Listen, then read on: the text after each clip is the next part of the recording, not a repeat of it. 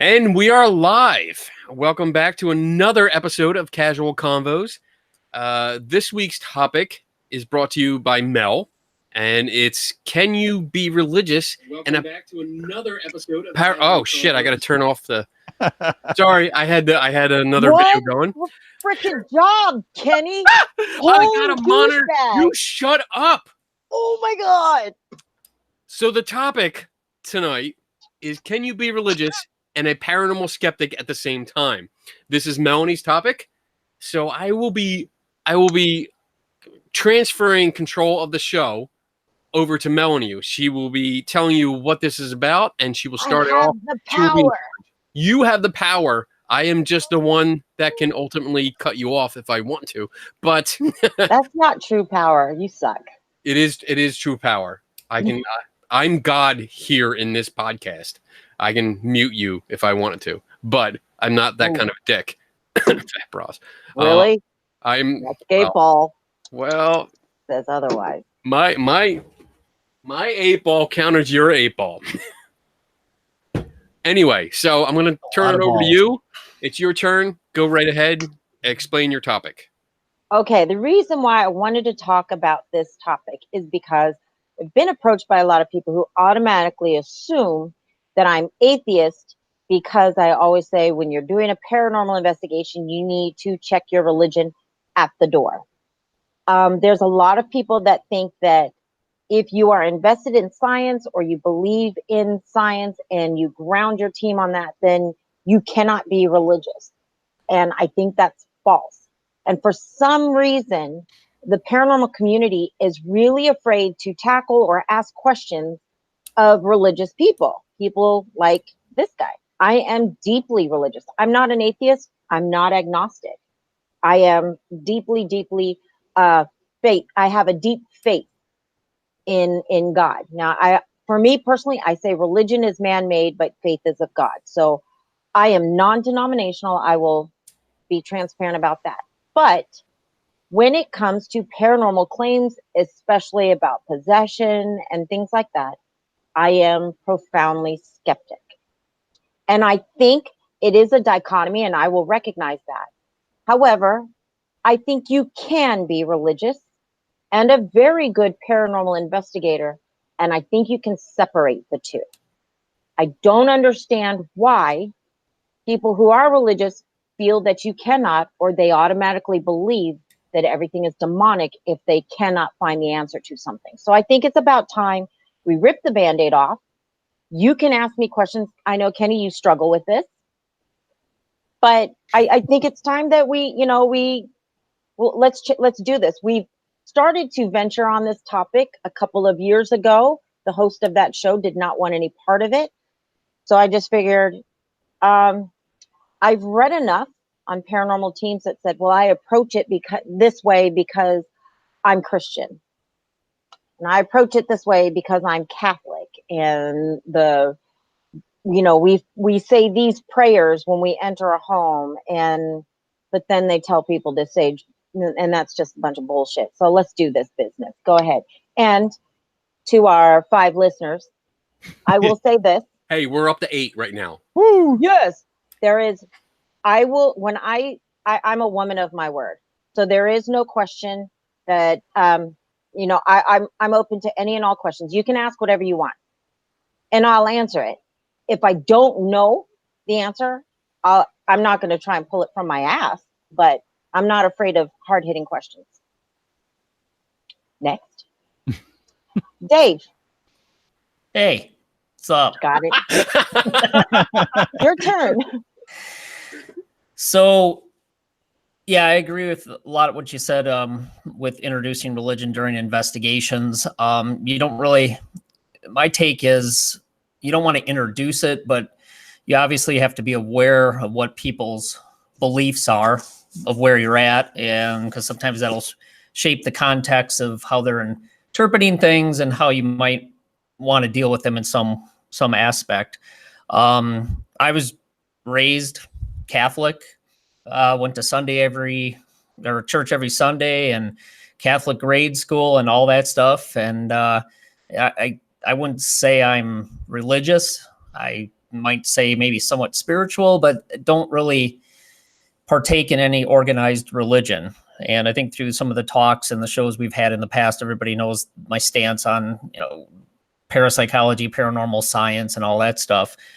I think one of the things I'd like to ask Mel is, there's a lot of different aspects and a lot of different things that are part of being religious. So I guess, you explained a little bit about what you mean by being religious. And I guess it'd be interesting to hear what aspects of it do you believe? Because obviously, if you're religious and depending on the religion, there's supernatural, paranormal aspects of it. So I guess I'd like to kind of hear your thoughts on that, since you said no questions were off the table. Here we go. If you're are you talking about like possession?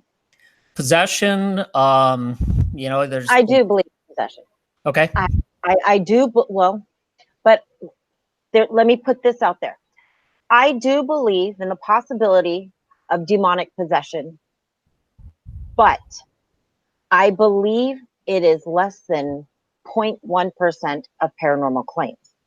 I believe they are so few and far between, and I don't believe that what you see on TV, I don't believe that what a lot of these paranormal groups are claiming, and I don't believe in those.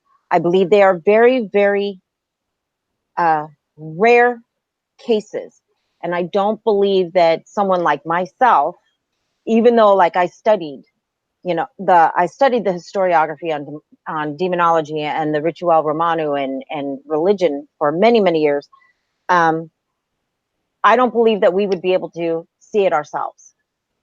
And the reason why is because if you actually study this sort of, if you study the Ritual Romano or the history of demonic possession and all of these signs, there's a lot of things that have to be narrowed down. And there's a fine line between medical causes, psychological causes that have the same symptoms as what you would need to be able to go to have an exorcism.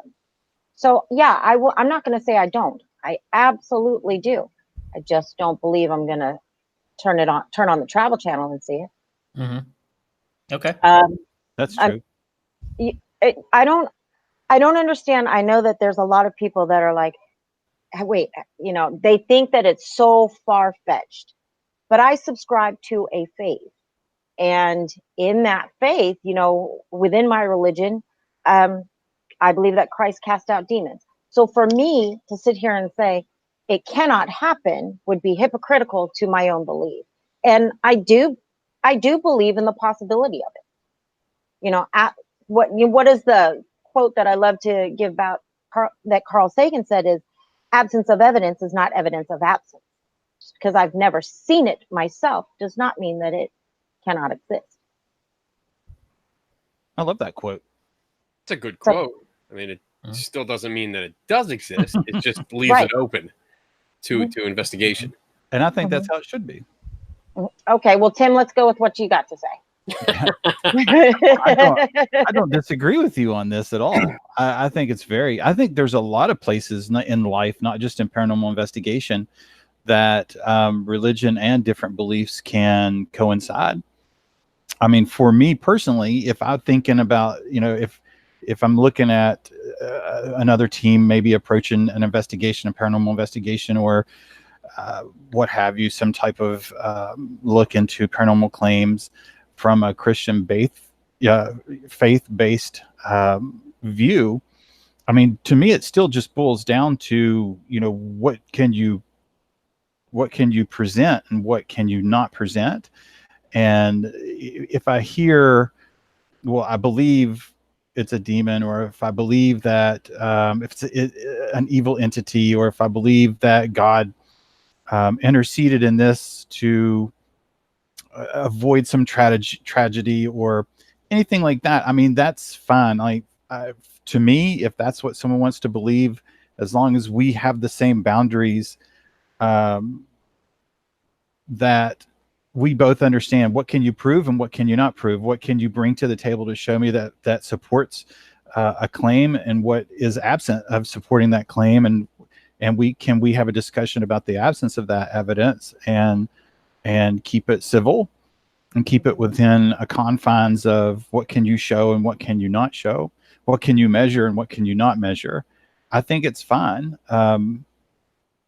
For me personally, I tend, I'm like a little bit like Dave. I was raised in, Italian Catholic home, same things, mass, going to church. But just over time, I would say I'm more agnostic.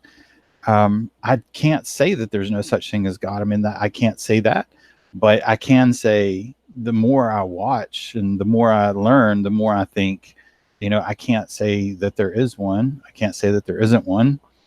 I think that it's important for me when I think about God and what other people define as God is when people talk about Christian God and when people talk about other types of gods. I think that the term God, usually without a definition attached to it, when we talk about God and religion, everybody kind of brings their own image of what that is to the table. So I think understanding what someone else's viewpoints on gods and religion when we have a discussion about paranormal claims is as important as understanding, are they going to bring that faith to the table? But I think it's done several times. I have, one of my very good friends, one of my best friends, is extremely religious. And I mean, we almost always have exactly the opposite viewpoint on everything. Yet, I mean, I love the guy. I love his family. He's great. He's a great person, gets me thinking all the time. And when push comes to shove, he's a medical doctor. When push comes to shove, he's always very quick to say, I do what I do based on the scientific evidence of what I've studied. I don't, if a family wants to pray for somebody, that's fine. But, you do what I tell you to do, and then you add the prayer. You don't substitute what I'm telling you to do to heal for the prayer. I don't think it's impossible at all. I think that it would take some self-control. It would take self-discipline not to allow a belief like a religion to spill over into an investigation or any other type of sciences for that matter. I think that it's possible.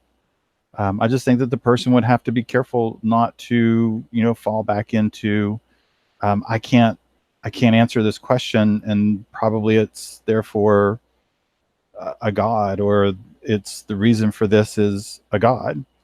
Mm-hmm. That's fair. Kenny? Hi. Wow. Your opening remark. Oh, this is intense. You know what? And in all fairness, there's a reason why most shows stray away from this topic. They don't want to offend. Well, here's my thing, and so that you can say whatever it is that you want. My faith is not contingent upon anybody else's approval. And therefore, I'm not going to get butthurt. And the other elephant in the room is, I know what everybody's thinking. You have the worst potty mouth. How can you subscribe to a religion? Fucking sue me. I never said I was perfect. That's one of my sins. Proceed. Well, the good thing about this group is that I'm not worried about offending anyone. And I think that's why we work well together. I think that's why we've come together on these discussions, that we can say what we want to say. And I don't think about, oh shit, am I going to offend somebody? I don't think about that. I'm just saying it like it is, and we will debate, we'll discuss, and we go on. We've all offended each other so many times, it just really doesn't matter anymore. Yeah, I love all you guys. Yeah. I love you, but whatever. Go to hell. At the same time. Just go to hell, everybody. I quit. I'm out. I'm muting everybody. Do you want me to answer the question from the chat room? The about the faith? Yeah. Yeah. Okay. Sure. So the question was, can you define faith? For me personally, faith is a deep belief in a higher power, whether it be God, Yahweh, Muhammad, whatever it is, without proof, without physical evidence. It is believing without seeing. Okay. And Tim, you had your own definition? Yeah, I pretty much just have almost the same. It's the belief in the absence of evidence. that you have faith that something's true, or you have faith that something's false. Hmm. Okay, Kenny. So, I mean, just opening statements, I guess, about this topic is that, I definitely think people can be religious and skeptical of paranormal topics at the same time, because I think that for most people, I think there's a separation of it. And I think one of the things that I touched on many moons ago when we started this discussion is that I group them all together. I see all religions, as a form of mythology that is based all on belief, mostly on belief. And I see that with the paranormal too, with ghosts and spirits and angels and demons. I mean, these are beliefs based on religions and mythologies. And when you have ghosts and demons, apparently have a duality where they are both part of religious aspects and also of paranormal aspects, because for some reason, I guess they're sexy now because they're in horror movies and everybody has the demonologist and shit on their team. But I think the difference comes with perspective. I think it's the personal perspective. I usually try to preach, for lack of a better word, to leave your beliefs at the door when you go on an investigation, because if you're investigating something, you should be looking at the evidence at hand, the data at hand, seeing that if it does qualify as evidence and where that evidence eventually leads you to a conclusion based on that data. And that's really important. Hmm. Rather than going into an investigation, especially if it has to do with a private residence, and you're imposing your beliefs, your previous beliefs onto that, whether it's religious or based on TV shows or whatever. If you I guess impose your beliefs on there, you're influencing the outcome of that investigation. Hmm. And I personally think that's wrong. Because I don't think you're basing it off of what you're collecting, the data you're collecting. I think you're basing it off of beliefs, and you're doing that force fit, a retrofit kind of force fit, smash the square peg into the round hole kind of thing. I think I'm in the same boat as Tim and maybe Dave too, where I was raised in a Catholic household, and I was pretty much forced to believe those beliefs until I started questioning on my own. And the questioning for me led to doubt. I had doubts. Actually, the doubts led to questioning. And unfortunately, I don't know if anyone else had this experience, but my questioning led to a very negative reaction. Yes. I was not allowed to question. I was Yes. scorned because I questioned. Punished. Yes, Cracking of the And knuckles. Punished. Okay. guilt trips out the ass about questioning. Yes, sir. Which, I mean, for me, just made me question more. Yep. Okay. And then I began reading and developing my. I don't want to come out and say like that. I think religion is stupid or dumb. That's not what I'm trying to say at all. But I think I chose a path of thinking for myself, rather than Okay. letting somebody else dictate what I'm supposed to think or what I'm supposed to believe. I decided that I will think for myself. I will come to my own conclusions and adopt that scientific aspect of, if there's evidence that becomes valid that counteracts what I already thought, then I'm going to change my belief, my way of thinking, not my belief. I really don't like beliefs. I'd rather have a way of thinking. So that's where I stand on that. I have been in situations where, because I don't believe ghosts exist, I'm usually asked the question, "Oh, do you believe in God?" And once I say no, I'm immediately labeled an atheist, and therefore I am, for some reason, the enemy.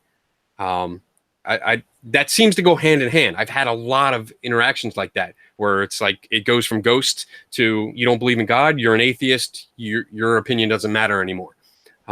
So I always found that interesting. I'm glad that we're approaching this topic. I think that's pretty much it. I mean, I don't mind. I don't care about if you're investigating claims, leave your beliefs at the door. If Well, you're here's the behind thing. your closed door, then you believe whatever the fuck you want to believe. I mean, Now, it's your choice. so I know that there are groups and there are people that have said, well, we are religious, so we can't, because that's not what we're supposed to do, according to the religion and blah, blah, blah. But when you're looking at what they're using as signs of these possessions, most of them are taken from the Ritual Romano, or the Roman rites of, the rich. I only know things by their actual titles. So the Roman, rites of exorcism? It's actually called the Ritual Romano. Well, in 1999, just so you guys know, it was the Vatican then required that before you even can consider an exorcism, you must have them undergo a psychological and a medical evaluation, because they recognize that many of the symptoms can now, and by symptoms I'm using air quotes, of possession, are actually symptoms of a medical or psychological condition. So if the Vatican, back in 1614 created these rites of exorcism, of which you are using their classic signs, is saying that before you can move to the religious, you must first rule out the physical and psychological, the medical, i.e., scientific, or i.e., real stuff. Then why aren't you doing the same in your investigations? See, that's my problem. Because Zach gets possessed every fucking episode. So therefore, he's and how many times have I said, if that were true, the Vatican, and I will tell you, all these mega Christian churches would have drive-through exorcisms where you can pay $5, go through, it takes 20 minutes through a window. I cast thee out, I bind thee, Satan, and then you can just drive off in the sunset. Done, 20 minutes, like that. It's not true. And that's the problem I have. See, what they're doing is they've taken this religious belief and they have twisted it so much that they've falsified the faith itself. I have problems with that. I get that. I can relate. I can understand, because I do. I mean, we see it not only on TV, but we see it on the YouTube channel videos that people post from their web pages or groups that go out. I can't tell you how many times I see groups advertise that they have a demonologist, or if they've done exorcisms where they cast out demons. And I don't get how they do this. Well, they're not supposed to, though, because see, technically, and just so you guys, I mean, let's be real here. There is no biblical right in there. There is no how to in the Bible if you subscribe to the Christian or Catholic faith. Those rites were created by, Paul V, that he actually put it together in one bound in 1614. It was revived in the 18th century, then again in the 1960s, and again in 1999. Yeah, see, this guy, I study history. I did kind of like you, Kenny. I was not raised initially in a religious home. As when I got older, my mother was profoundly devout, but I rejected it. When I was an undergrad at UCLA, I decided to study the historiography of it, of religion itself, all aspects from an academic standpoint. And then I personally made the decision as an adult to subscribe to a faith, but I chose to be non-denominational. I won't follow any particular route. Now, the thing is that if you are going to claim possession, then you need to look at the signs and these symptoms of it, which none of them really have, from what I have seen on YouTube, on these paranormal channels or podcasts or all of these claims. And that's why I have the problems. Instead of these, well, I hear rapping on the walls. Shallow, anything can cause that. That would not constitute a exorcism, and if you follow the rites, you have to first proclaim your sins. The person who's doing the exorcism has to actually go through a lot. And that's why they have certain priests within the Catholic Church, and even within basic Christianity, and even in Judaism, they have specific people that deal with the occult. It's not something that, Joe Schmo can wake up, take a class online, pay $250, get the certificate, and I'm a demonologist. No, the fuck you aren't. You just wasted $250, you dumb fuck. You're nothing. You're still Joe Schmo with a piece of paper. But I have a diploma. You have nothing. Nothing. But if you are honestly believing that it is possessed, can they speak in a foreign language? Do they have an inordinate strength? Do they have knowledge of hidden things? Meaning, something that they would have no reason to know. Do they have extreme, and not like, but extreme physical contortions?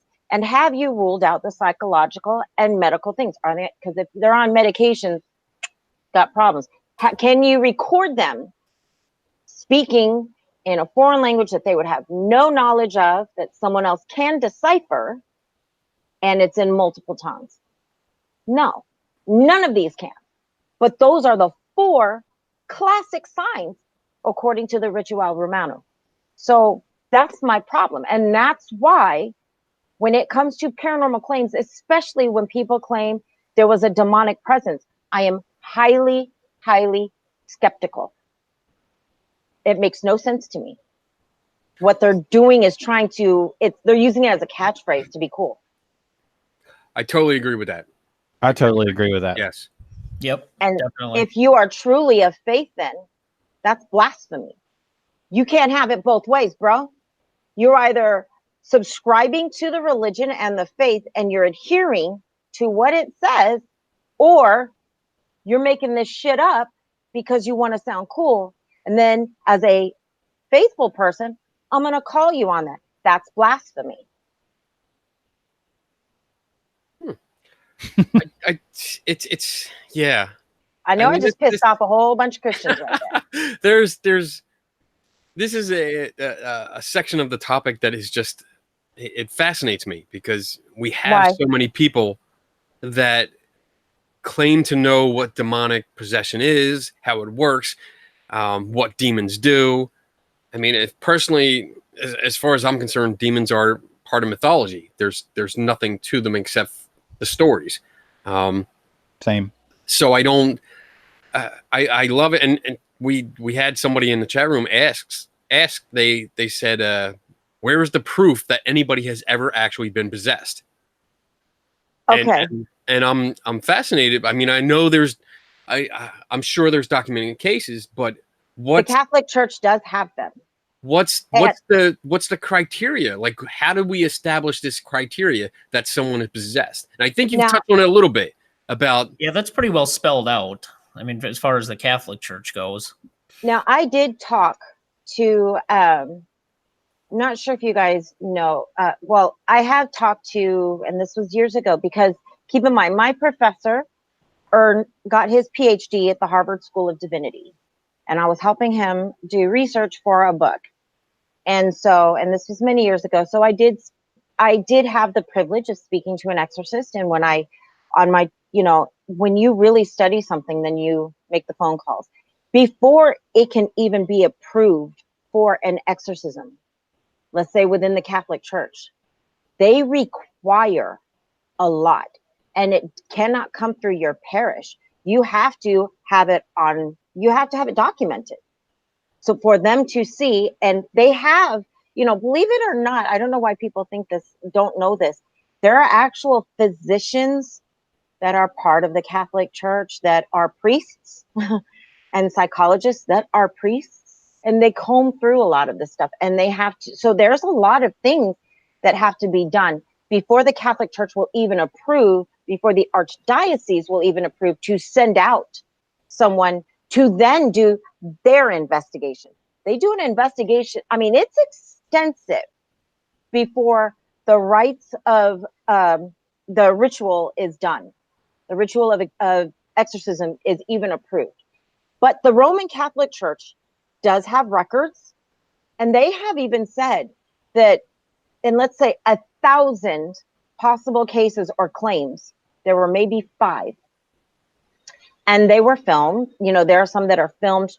They were because they have to be.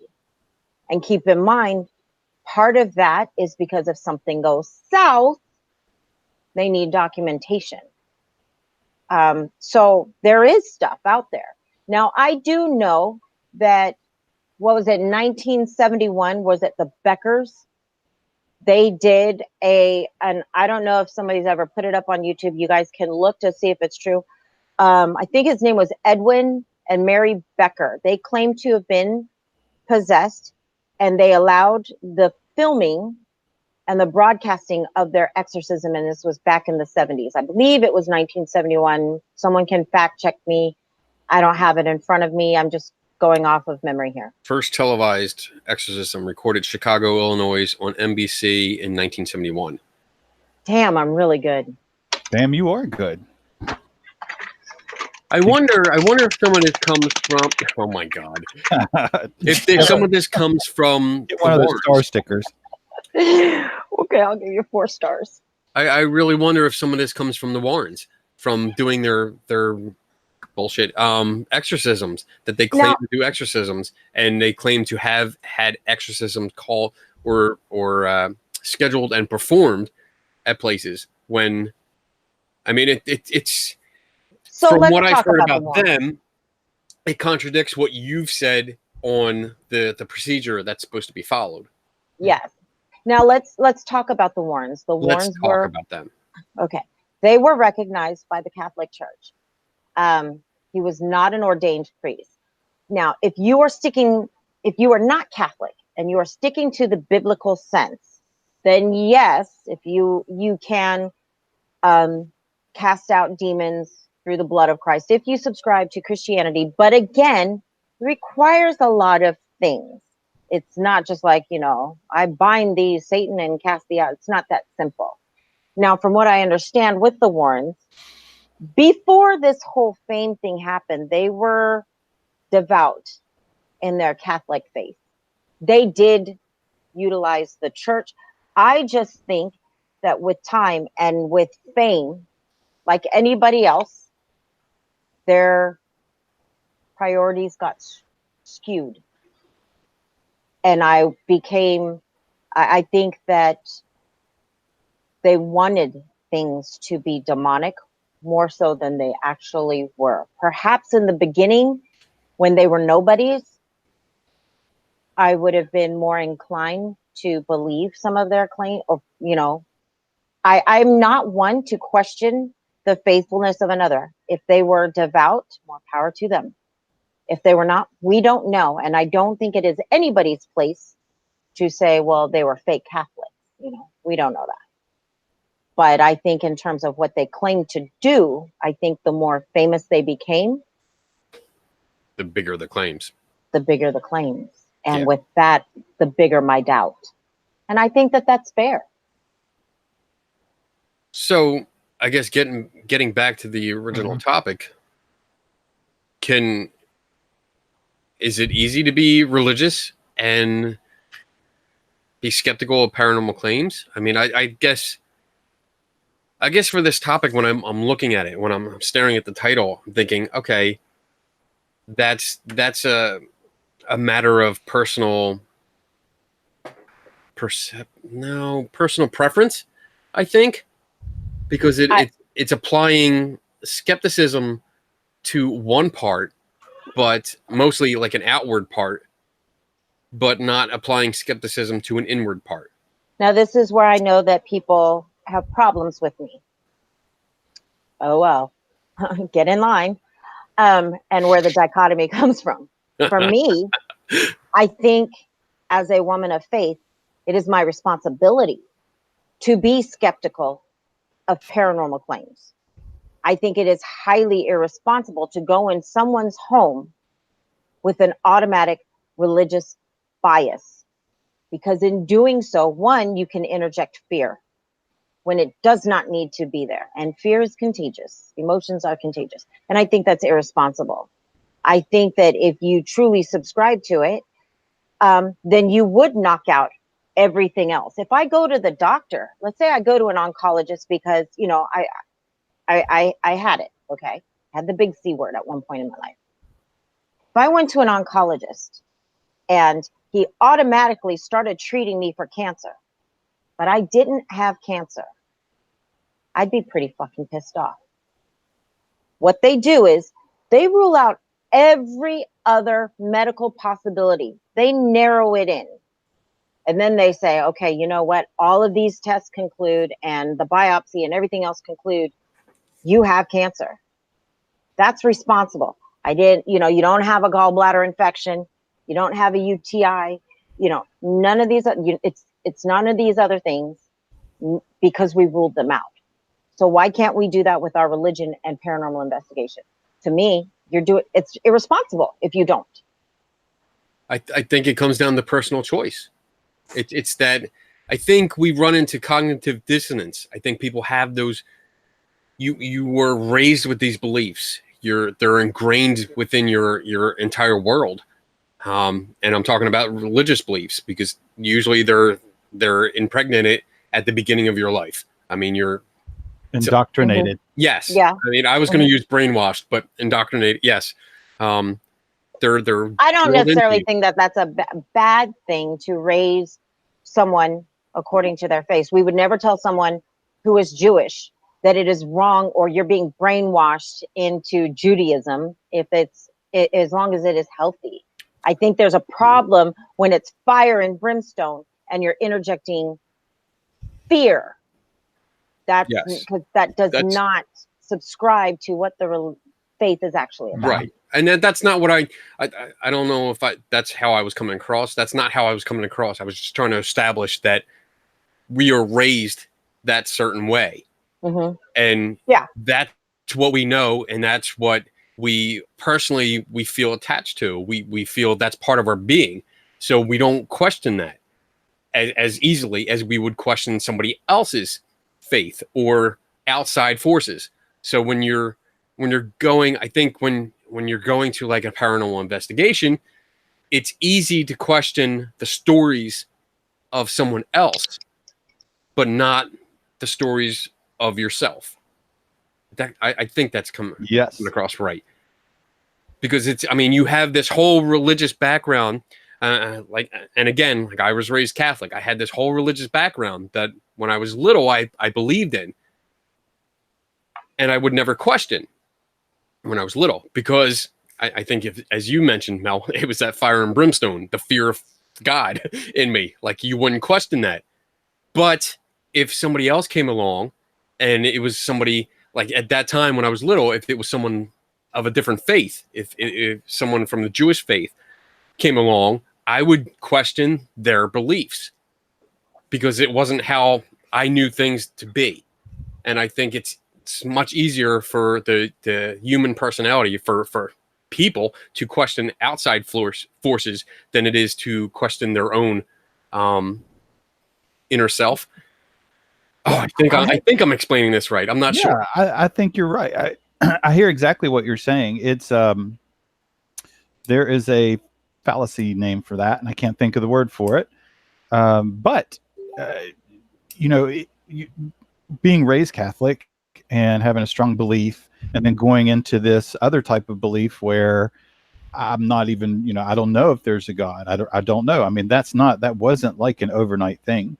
That was years. That was a long time of, right. Feeling a little bit guilty, feeling like, am I going to go to this hell for like having these thoughts? But then I come back to, well, no one answers my questions other than, the typical response I would get is read the Bible. That you'll find your answers there. And I'm like, well, I'm not reading the Bible. I'm asking you. You're a representative of God. You've got the cloth on. What is it? And I don't like the vague answers. I don't like the, read it for yourself. And probably over a couple years of going through that, I came to the belief of, I don't know, maybe not. I don't know. I have to wait and see. But I think that what you were saying kind of reminded me of that. It's easy to question somebody else's beliefs, and it's extremely hard to do your own. Way to go, Mel. What'd you drop? My pen, I'm sorry. Well, you just might have spilled something. But I think it is kind of like indoctrination, and that's what makes it so hard to question yourself and question that belief. I don't think you need to. I did. Well, I mean, at some point, but at this stage, I think when we're talking about, when you're now approaching paranormal investigations, especially if, let's say, I have a big problem when people do it in residential investigations. I think at some point in life, you get to a point where you're just like, you know what, I'm good with this. And you don't have to. I don't have all the answers in terms of, you know what, was there a Noah? Because I know that in all the major religions in the world, and there is physical evidence, there at some point was a great flood. Okay. How did the dinosaurs work within the 7 days? I don't have all the answers for that. And you know what? I'm good with that. I don't need to, because my faith is in a God, not a book necessarily that I know there were things that were left out. There were things that were probably not so true. My faith is in that sort of thing. And so I think that's why for me, when I go to these investigations, I can check it at the door. So I don't think it should rely on personal preference. If you're going into a residence, especially what if that resident isn't religious? Or what if they're not the same religion that you are? That's my big one right there, what you just said. So go, Dave, go. You bring in, if you're Catholic and you go in with that mindset into an investigation into a Jewish home, that's going to be rather uncomfortable. Yeah. And it's probably not going to work. Well, I mean, what about if you're Catholic and you go into an atheist home and you try to give them a Catholic answer? That's not going to work. Like, I recently had someone ask me, what prayers should you do when you go into a home? Because we approach this through a religious sense. And I'm thinking, please, God, don't let me get sued for going here. I literally thought that. Oh my God, twinsies. Holy shitballs. So my thought went straight to, oh, great power, Carl Sagan, give me the wisdom to find the answer scientifically. Amen. So here's my thing. This is what we usually tell people. Number one, stop fucking telling people to sage their homes. Okay? That's a Native American belief. You're not going to find that in the Catholic or Christian religion. I've asked a couple of people of the Jewish faith, and they're like, yeah, no. I've asked Iman, and he was like, yeah, no, we don't do that either. So you've got to stop trying to mix the religions. Guess what? Born again Christians, they don't really subscribe to the, Hail Mary, full of grace. They don't do the rosary, so you can't mix that there. So I tell people, well, does the homeowner subscribe to a particular religion? And they never thought to ask that. So that's another reason why you got to check your shit at the door, because you're then forcing your beliefs onto someone else. And it may not work that way. If they don't subscribe to your belief system, what the fuck makes you think that 2 Hail Marys is going to solve the problem? I've come across groups that have done that have suggested to private residences that if it's do this, pray to this, or say these prayers, or whatever religion you follow, and it's more of like a catch-all kind of I guess cure, where it's like, okay, if you don't believe in our religion, then what religion do you believe in? And we'll just pick that. I guess I don't know what you would call it. Well, pick that way out. That is well, that escape I don't see that as a catch-all. I think that every religion has something that deals with spirituality, and they may not necessarily call it oppression outside of like Buddhists and, I'm not even going to go there with Scientology. Don't even get me started on those weirdos. That's not a fucking religion. But That's I'm saying, for most of the major religions, they have something that deals with this and cultures. So that's being respectful of that. That's not necessarily a catch-all. If, let's say, I were to go into a Catholic home and it would be wrong of me to tell them, well, you know what, you need to sage your home and then go and find a Native American shaman to dance outside and burn lavender. That would not make sense. And that's why, like, some of these paranormal TV shows, there's one in particular where the psychic medium, all of a sudden, she's telling people how to cure their possessions and everything now. 7 years ago, when this show started, not everything was demonically possessed, but now everything requires something like this. She's telling people to do that. Well, that's why I went with catch-all, because it's not. They're saying do what it's. Oh, how do I want to phrase this? I would say it's the same situation applied by a same situation approached from different religions. Well, so it's you're saying, hey, do whatever your religion says to do in this situation, not necessarily like, oh, if, like, for instance, for example, if a team comes in and says, well, if we do sage, okay, and I know I'm sorry to use that example, but if they say your place is infested with demons, we're going to sage the place because that gets rid of all these evil spirits. That's how we do it. And if the family that they are visiting says, well, we don't believe in that stuff, and the team says, well, what do you believe then? And then we'll just do whatever you believe. To me, that's a catch-all, because it doesn't actually matter what they're doing. It's more of a psychological effect where it's just like, well, like you don't believe. Effect. Yeah, you don't believe these 47 different ways that we know of to get rid of evil spirits, but the 48th way, which is what you believe, that will work for you. So we're going to do that. You're going to believe it worked. End of story. That's why I meant catch-all. And I can understand that. Now, I can tell you what MVP does. We look for logical, plausible explanations, and we will provide that. But before we put boots on ground, we let people know. We do not do cleansings.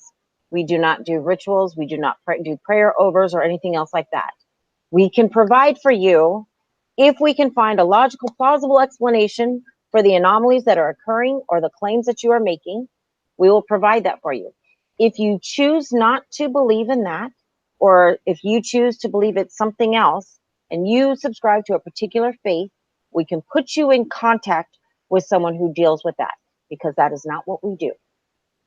That's not what we're here for.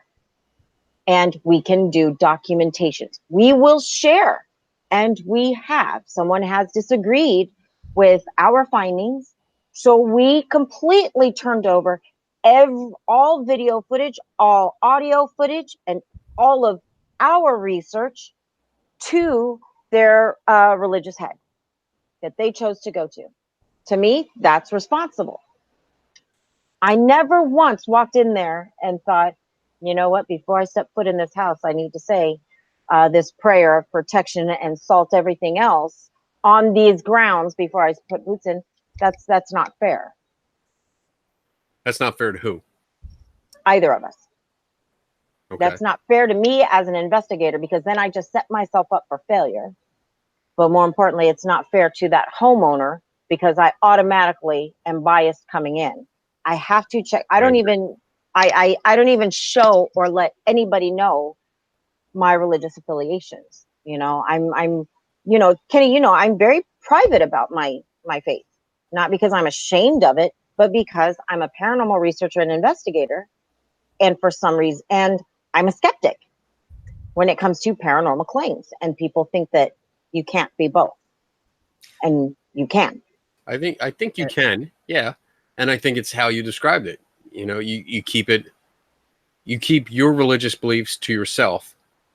And when you're investigating a place, and again, a private home, you're entering someone else's domain. And you should leave your beliefs at your house, not bring them in to somebody else's house, because you, as you said, you're automatically biasing the investigation. Right. As soon as I think when they open, because I've seen groups and I've heard groups that start their investigations with an opening prayer. And I think that biases right from the start. I think that's a very bad way to start. Nothing against your religion personally, but I think when you're going into somebody's house, that's a bad way to start. Yeah, Dave? it's either way, you got to check your religion or your belief at the door, because if you're going to collect the information, the data, and the only time to start considering religion and maybe their beliefs is taking a look at how they may be perceiving things and how they may be interpreting it, which will help maybe give you some sort of understanding of how they're seeing things and why they're upset or why they're interpreting certain things in a certain way. But anything beyond that, I mean, I can't see bringing it in, especially as part of a solution. I mean, let's face it, a lot of people going in to do an investigations probably, this is going to sound bad, we'll probably lose a ton of listeners, but they probably shouldn't even be going in to do the investigation, let alone trying to provide a solution. I don't think that's wrong. That's why I'm saying, okay, two things. And religion introduced to it makes it even worse for all the reasons and all the things we've talked about here. Okay. Well, there's two things here, and I'm going to go with you, Kenny, first. Shit. You're first. Great. Do I think you should open up your investigation with a prayer of protection? No, not as a group. But do I think it's wrong for an individual to pray before they do these things? No. Personally, no. Keep it to yourself, though. I agree.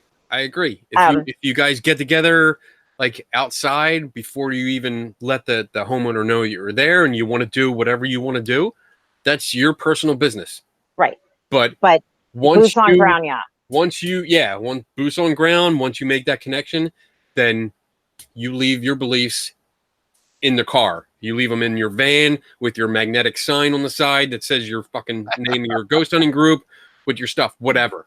That doesn't mean you have to. Okay, let's clarify this now before people start, wanting to burn me at the stake as a heretic. There's only 11 people. We're good. Okay. I am not saying you have to give up your religion. No. I'm not. But there are plenty of doctors that are Christian, plenty of doctors that are Catholic. But when you go into their medical office and you get an examination, they're not going over you with a Bible and holy water first. They're applying their training. They're applying science. They're applying, medicine. And that's all I'm telling you to do. If you are claiming to be a paranormal investigator, paranormal researcher, then I'm not saying you have to lose your religion. I'm saying be an investigator. Right. Be a real investigator. That means don't start off with some sort of religious bias. You have to come off with a skeptical mindset to rule out everything else. But that goes to what Dave's saying. That's point 2. If you truly, honestly believe that someone is demonically possessed, then I would say 99.9% of you have no business, 1, being in that home, and 2, trying to cleanse it yourselves. You are clearly, obviously, not a religious scholar or anything else like that, because if you were, you wouldn't be making half these fucking mistakes that you're doing. But you need to leave it to somebody else. It may be something medical. It may be something psychological. They need to seek professional help, whether that is in a science, in medicine, or in a religion. And you're not religious clergy. So if you start seeing someone whose head's like rotating like this, they're climbing up walls, they're speaking in, 18 different languages at once, y'all need to take your same black shirt and hightail the fuck out of there with your ghost machine. Take all 55 of your like gorilla cases, pack that shit up and bounce and say, hey, I'm gonna put you in contact with somebody. Because I guarantee you, if they are demonically possessed, that demon knows you're not qualified. I would like to add. Yeah, I'm sorry. Good. I would like to add to what Melanie said there. If you're in a home where you actually believe someone's is possessed, that you need to leave, I would say if you're in a home where someone is exhibiting the behaviors of a possession, but you still don't believe in possession, you still need to leave. Yeah. You need to have. You're in danger. Your personal safety is going to be questionable at that and you point. need to make a call to the appropriate agencies to get that person help and that family help. Absolutely. Because that family doesn't need an hour camera on this person that's exhibiting physical behaviors of a possession. They don't need that. What they need is medical help, and maybe they need help getting resources to get someone to medical help. They need resources, and they need appropriate resources, and they don't need someone making a splash reel for their YouTube channel, right, off of someone else's suffering. Yeah, right. There's a moral and ethical responsibility. I don't give a fat rat's fig. Standards all over the place. That is a basic, the lowest bar we could possibly put in this community. That would be it. Is just like there's a moral and ethical responsibility. If someone is in danger, for you to leave, stop trying to make a name for yourself. Travel Channel is not going to pick you guys up. You're boring. And get some professional help. Call the people that need to be called. Yeah. And beyond that, there's a legal liability at that point if you stick around. I mean, there's a reason why, as Melanie talked about, the church goes through all those steps. And why they look at medical, they look at psychological, they look at natural explanations, they film things, they get consultants outside. There's a reason for that. Right. Because if something goes bad, it's a litigious society. Somebody's going to get sued. And I quite honestly, I am amazed it hasn't happened yet. I agree. It has. Oh, what, the paranormal community or the Catholic? Yeah. I know the church has. Very, exorcism very of Emily Rose is a big one. Yeah. But you know what? I think the reason why is because people are embarrassed. The residents are embarrassed. Well, yeah. Do they want that kind of level of scrutiny that, okay, look, I just called Ghostbusters in here and they all showed up with their trailer and, their ghost sticker on the side, and I don't need any more ridicule from my neighborhood. That's like a step below the people that are embarrassed to call the authorities about being scammed by psychics when they get scammed out of a lot of money. I mean, it's very embarrassing, and it's hard to actually come out and say, yeah, I was taken for a lot of money. They'd rather just let it go and be done with it. So I 2 quick points. I just wanted to capitalize on what you guys said. Like, whenever I'm in a situation where and I do have a medical background, some medical background. So as soon as I see anything that's out of the ordinary like that, my only advice is you need to go see your doctor. You need to contact your doctor, make an appointment, and go talk to them, and that's it. That's all I can do from there, because I'm not qualified to go anywhere else with that. And I think the majority of paranormal teams are also not qualified to do that, and they really just need to suck it up and stop pretending to be what they're not, and just say, hey, you need to call your doctor, and you need to get professional help and go from there. So that's what I have to say on that point. And then to touch on the religious beliefs and being skeptical thing, I attend a lot of skeptical conferences that are science and skeptical based, and you go there and it's pure science. But the people that I interact with that are attendees and speakers, they also share their own religious beliefs. I mean, not share with the crowd, but they have their own religious beliefs. And it's not because of anything that just to be defiant or anything like that. It's, I mean, most of the time when it comes up in conversation, because we're at a skeptic conference, and it's like, why? You're this doctor, or you're this scientist. Why do you believe in this? And most of the time, it's just, it makes me feel better. It's my own personal belief, makes me feel better. I keep it to myself. That's it. So it's not like this show or any of us are out to I guess, lack of a better word, trash the idea of religion or having personal religion, or it's a bad idea to have your personal religious beliefs with being a paranormal investigator or a ghost hunter or whatever. It's not. It's you can have your own beliefs, just keep them personal. Right. That's it. That's what it comes down to. And even the most skeptic people, I'm not the most skeptic. I'm probably the most skeptical of this group. Probably. I think so. Maybe, but Maybe. I'll just shoot that down. I would say whatever. You're like borderline. Oh, now we're cynic. getting into it. Come on, bitches, come at me. You're I'm like borderline skeptical cynic. of that statement, Kenny. Oh, I love you fuckers. I think.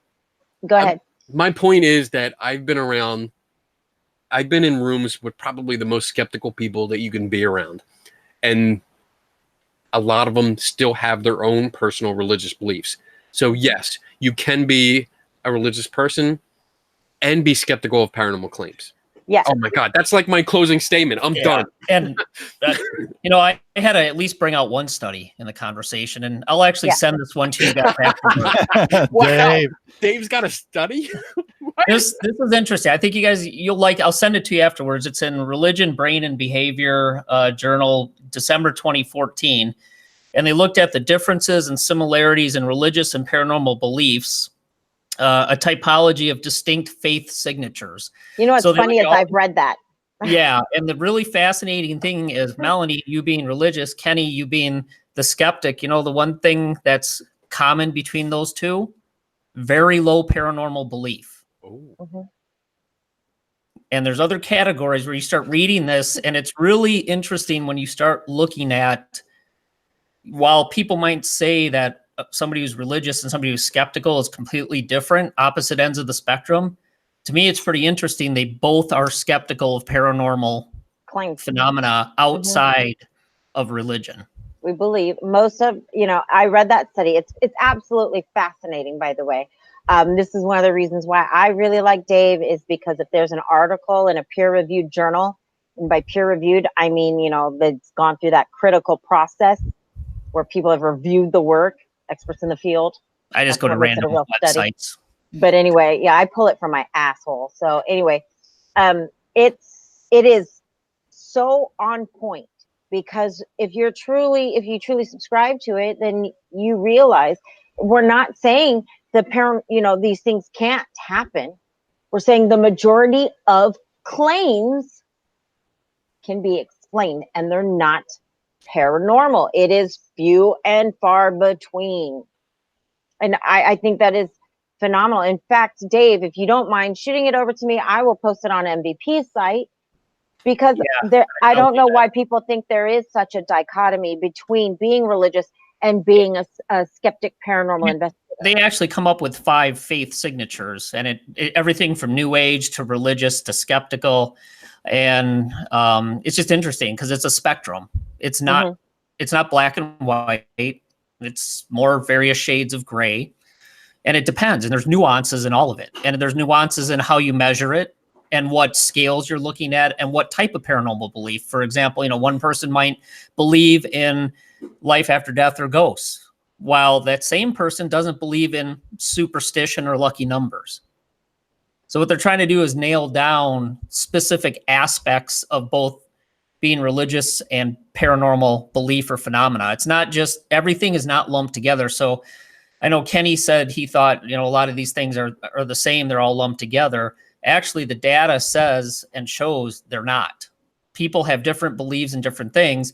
I did a study one time where I had people fill out a paranormal belief questionnaire and looking at different areas of belief if you're a ghost hunter or you're not a ghost hunter.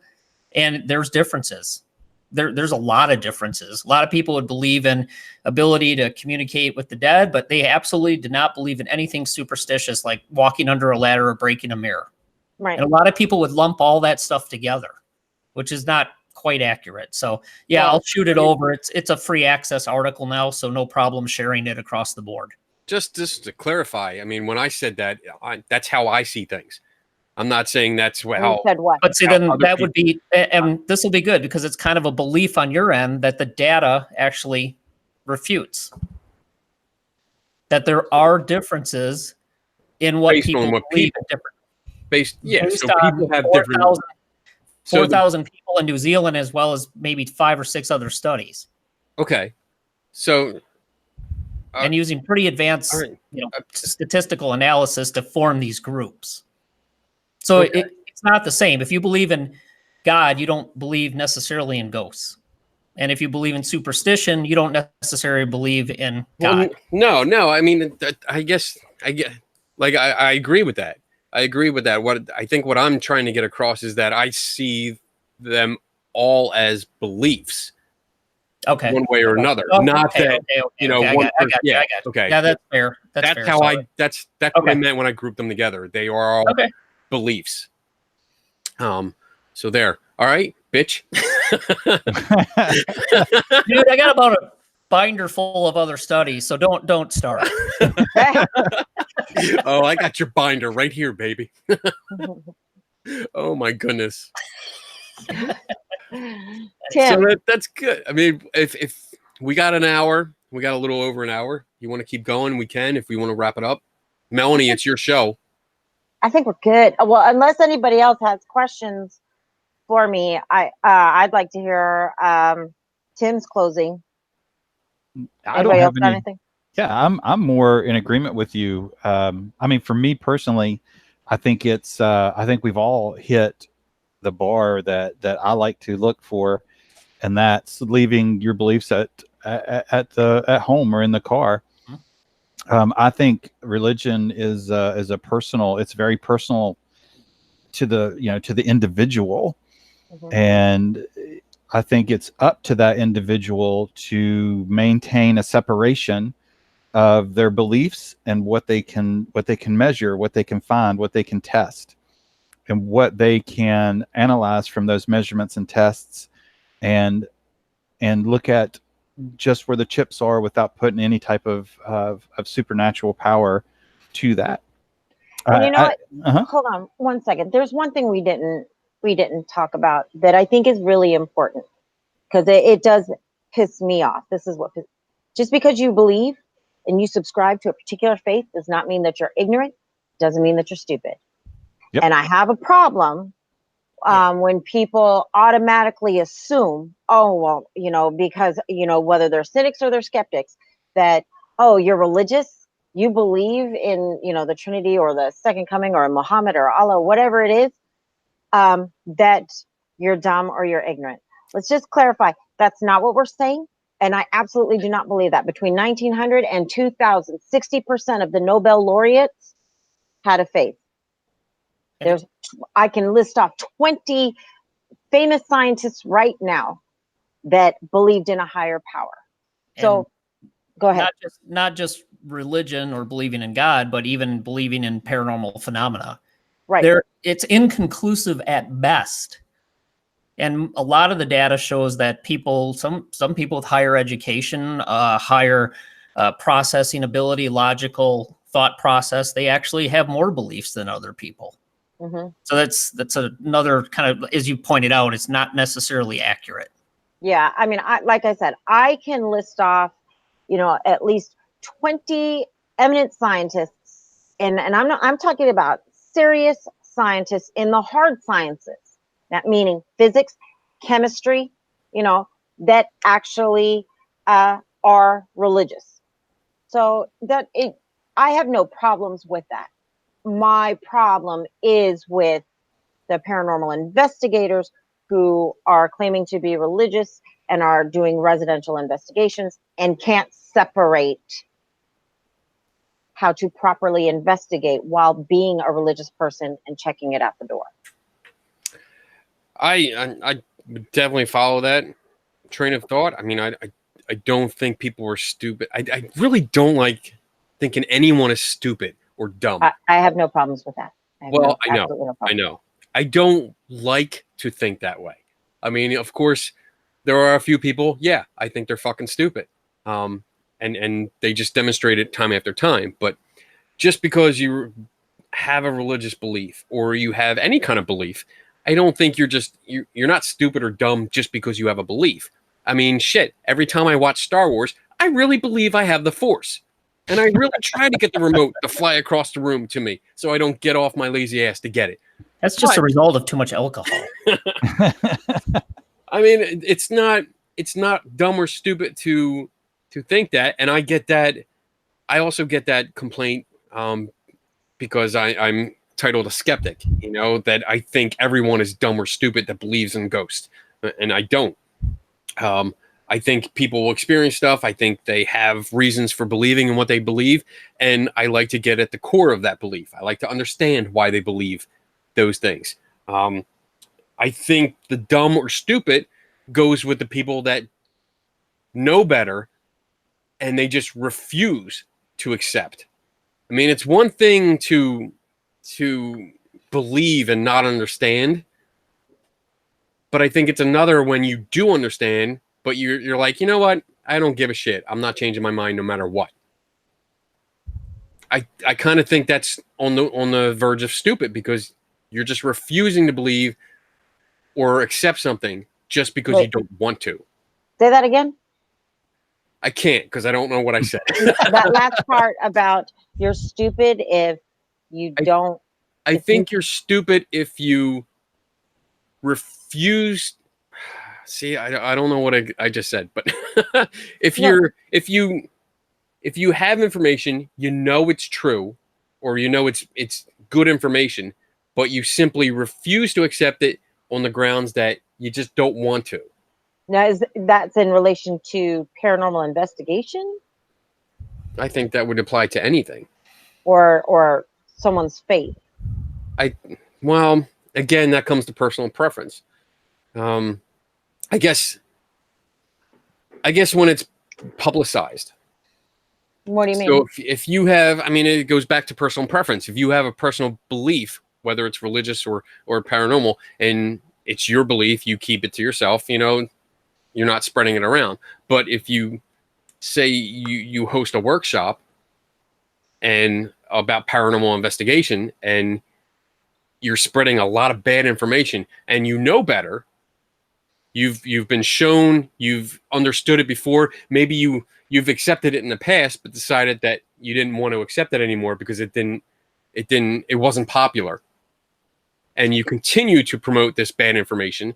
Oh, yeah, I agree. You're a dumb fuck. Okay, there you go. Yeah, okay. Got it. Dumb fuck. All right.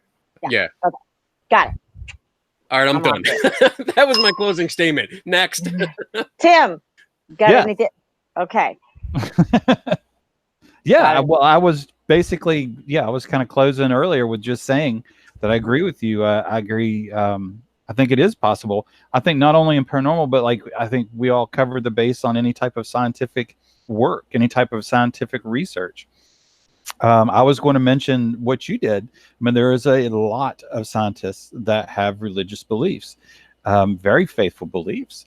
But when it comes to the time to do fact checking and putting on paper what you can and cannot see and what you can and cannot measure, they do that, and they can compartmentalize, if that's a good word, or they can separate. They have the discipline to remove a belief away from their work. It doesn't mean that they don't believe. It just means that whatever they're researching, whatever you're doing is important enough that you want to be able to have something concrete to hand over to somebody else to either review or to hand it over to someone that can do some type of work with or answers for. I think it's completely, I mean, it's not just done in the paranormal, it's done over a broad range of disciplines. Cool. Melanie, you're supposed to be catching up on this. Because it was broad range of disciplines. This is your show. You're supposed to catch on Well, those cues. it ended up on a high. It wasn't like a Sorry, broad sorry. range of discipline. It Oh, was Step a up, broad bitch. range of discipline. I mean, that's confusing. Was that a comma there? well, I was pondering. Dramatic pause. Okay. Dramatic. So I'm just waiting for the period. Period. Oh, okay, the end. And that's it for this edition. Thanks, bye. Just kidding. Look, I think you can be both. I think that I am not afraid to share that I have a deep religious belief.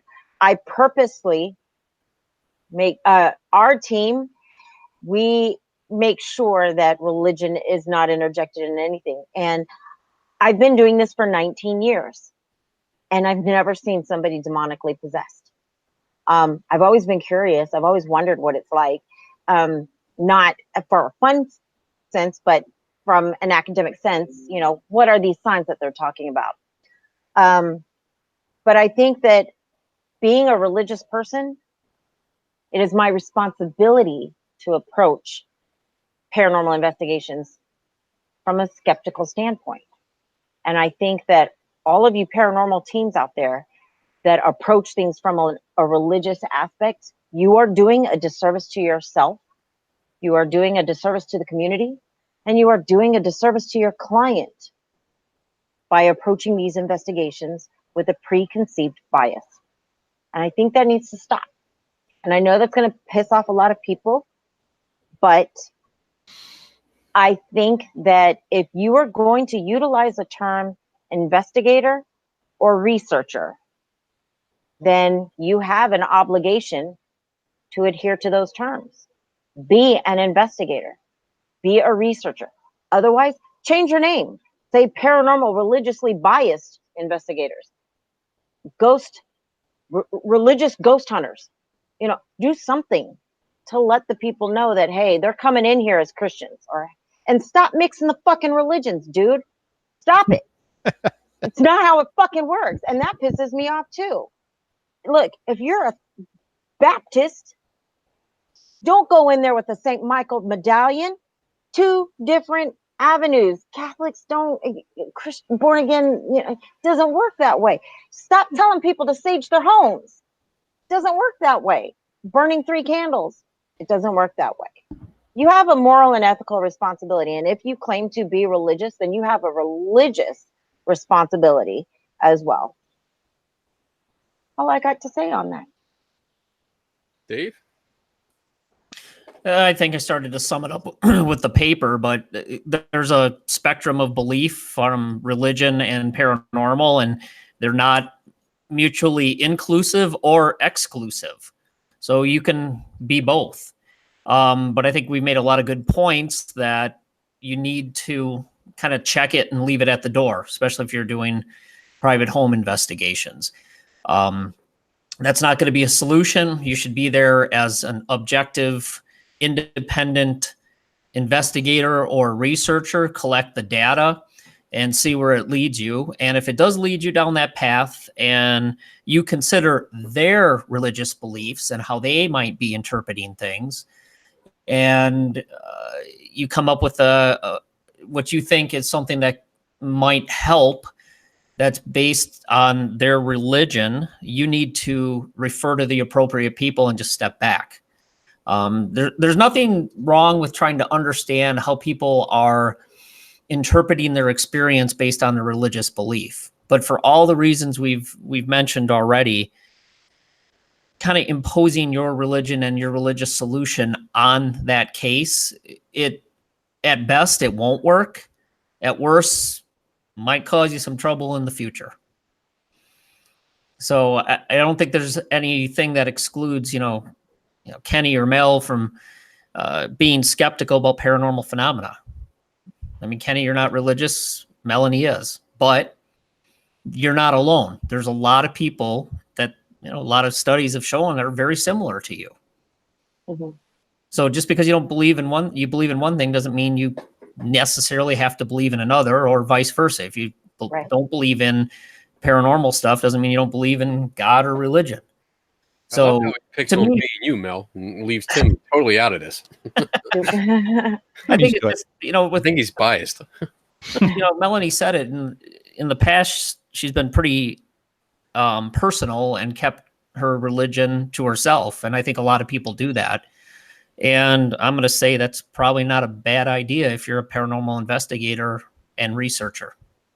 I will only disagree with you, and Kenny said this earlier, in which he believed that most people separate the two. In this micro society, I am not seeing the majority of people who are religious separating that from They're not. That's a the problem. paranormal. I think that's a problem, but that's So, me. I think That's that's my a problem opinion. too. And if people can disagree with it, and that's fine. yeah, I think that the majority of them are not separating the two. And that's the only reason why I'm coming forward with the fact that I am religious. I believe that your religion is personal.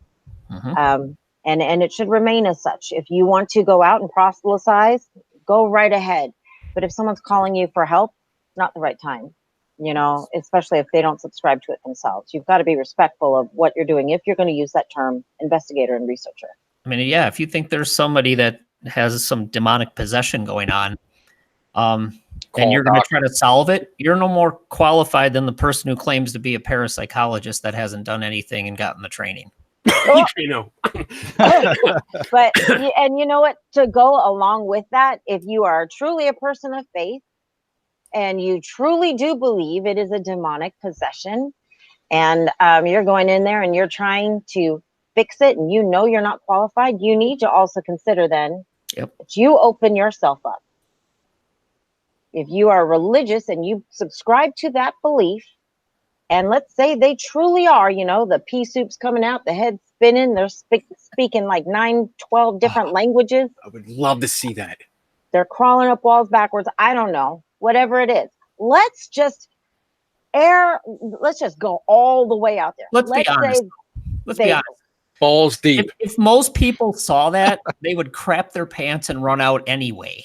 Yes. But if let's just play devil's advocate here, no pun intended. Let's say they truly, truly, truly are possessed, and you're going in there and you damn well know you are ill-equipped to do it.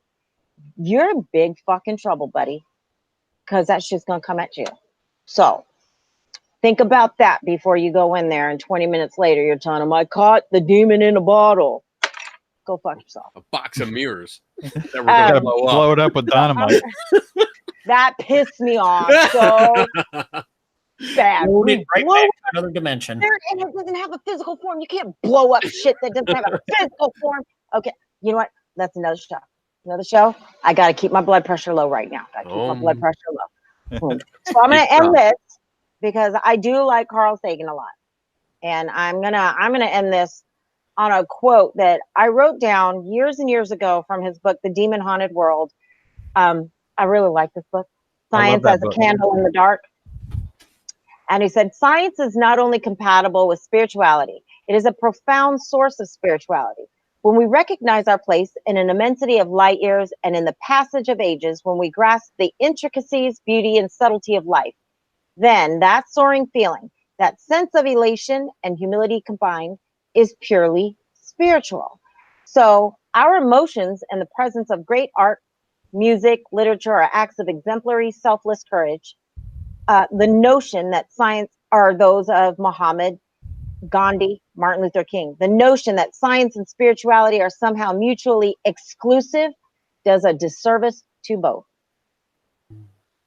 I love Sagan. I do too. That was read really well too. Thank you. Yeah, I know, right? You're reading that good. Yeah. Yes. I didn't even pre-read that. Nope. Just opened it up. Just open it up and just read it. Like that. Right off the screen. Totally flowed. Do you see that? Love that. I didn't stumble on the word the. Not mentioning any names. Uh-oh, I'm a paranormal bully. Oh. Anyway. Whole other show. Don't get me started. I'm lowering the blood pressure. Lower it up.